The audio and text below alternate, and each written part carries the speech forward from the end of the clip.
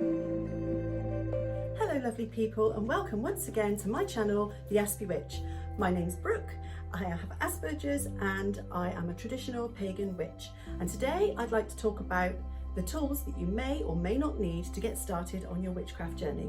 So I like to begin at the beginning, and that was I bought sage to cleanse, because I think most witches like to protect their family and their home when they first start getting started in witchcraft, if that makes sense. So I tend to go with sage and incense, clapping, singing bowl, crystals. You can cleanse with anything, even rosemary. You can get a bunch of dried rosemary and bay, you can cleanse with that if sage isn't your thing, 'cause not everybody likes the smell of sage. To me, I love it. It smells like Sunday dinners. I love it. So yeah, you can cleanse with all kinds of things like that. Crystals are very good. Charge them by the light of the moon or the full moon. That cleanses them and then charges them, and you can also leave them around in places which will then charge and cleanse the area that they're in. Very good at getting rid of negative energy. Of course, wearing them too. Wearing them in your bra, in a pocket, around your neck. Fantastic. Also, other things you may need. The thing is, I have an altar behind me, as you can see. My altar is stationary, it stays there, but you don't need an altar. You absolutely do not need to have an altar. You can work with just your intention, your meditation, whatever you want to do, and just whatever tools you're drawn to. You do not absolutely need to have an altar. For me personally, I was drawn to have one. I needed one. It's my focal point and I work at it and it feels right for me. So there's no pressure for you to have an altar when you start, or at all. But you can also, if you were going out somewhere, you can do a mobile altar. So you can take a few crystals, you can take some incense, and you can do some witchcraft there, whatever you want to do, anything, meditation, do a little spell, whatever. You can take it with you in your bag. So there is no need for you to absolutely, definitely have an altar. Also, another thing which I did buy when I first started was a pendulum.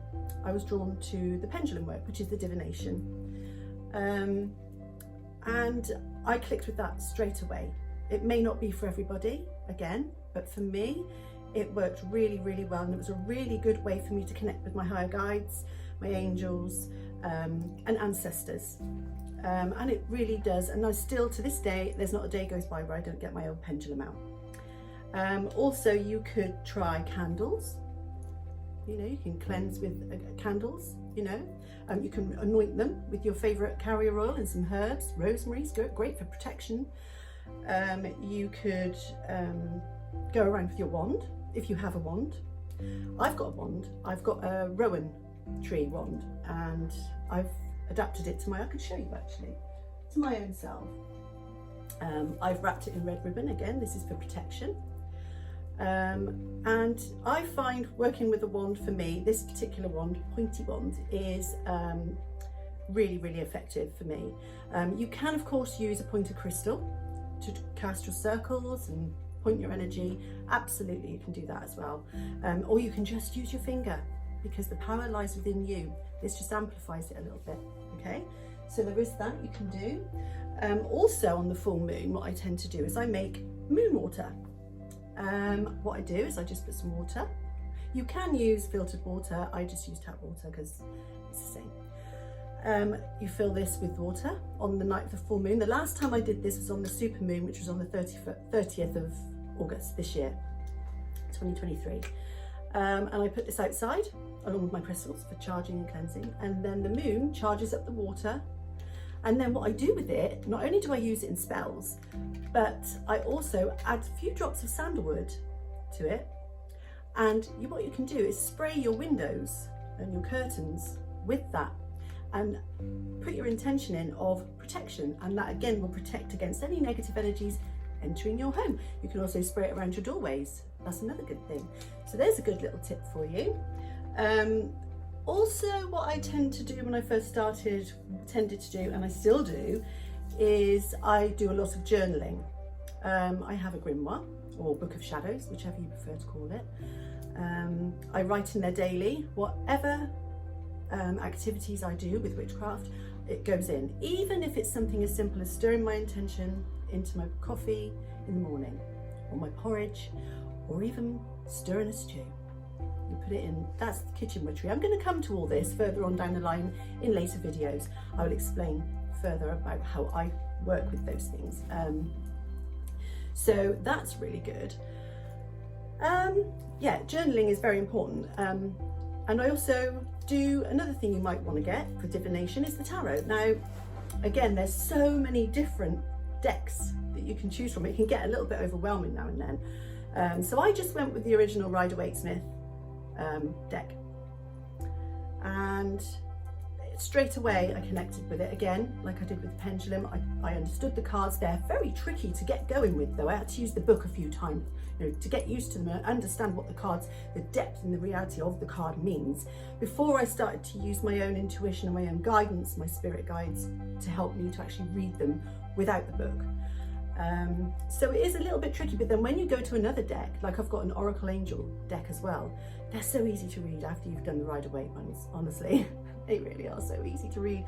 There's a couple of decks I'm looking into getting, and one is a Witchcraft deck, and the other one is a Moon Witch deck.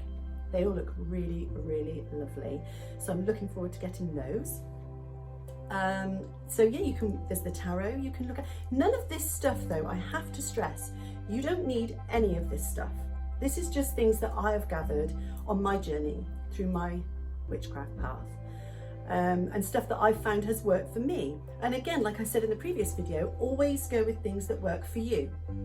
What resonates with me may not resonate with you, and vice versa. You know, we've all got our own path that we have to stick on. So you may not need anything. You might just want to sit there and meditate, and just sit somewhere completely obscure, even in your garden, and just listen to the wind and meditate, and then maybe just send some energy. That is witchcraft. You don't need anything. As long as you've got your two hands and your intuition and your intention and your belief, that's all you need. But these tools amplify, they help you focus on what you're doing. That's the thing. And for me, they really do. And like I say, tarot, I love working with divination.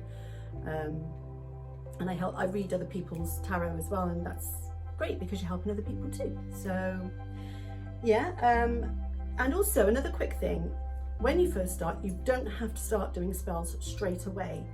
I will be doing another video on this subject in the future, but you don't have to do spells straight away the minute you start your witchcraft. It's not all about spells for witches. In fact, it's so much more, so much more. I'm going to do a video about this next week, but I will briefly touch on it and say, only do spells when you feel this is the right time. I have to do this spell. I really feel this. I resonate. Again, resonate, there's that word. My intuition is telling me, I feel it. And then that spell will have extra power. So just what I'm saying is, don't do spells just for the hell of it. Make sure you're feeling it, really feeling it. And it's likely to be much more successful. And also remember that spells don't work overnight. They can take up to a year, maybe more. And some can be within straight away, some can be in a few weeks, but mostly it takes a little bit of time for that magic to go out into the universe, get whooshed around and come back again. So there's that too. But always, always use your intuition. Okay, my lovely people, I'm going to wrap this video up now. Don't forget to like and subscribe, and also anything that you like to use in your witchcraft when you first start, let me know in the comments, because I'd really like to know. Yeah, so let me know anything, and have a lovely day, and I will see you on the next video. And don't forget to live your extra witchy life. I'll see you on the next video. Bye.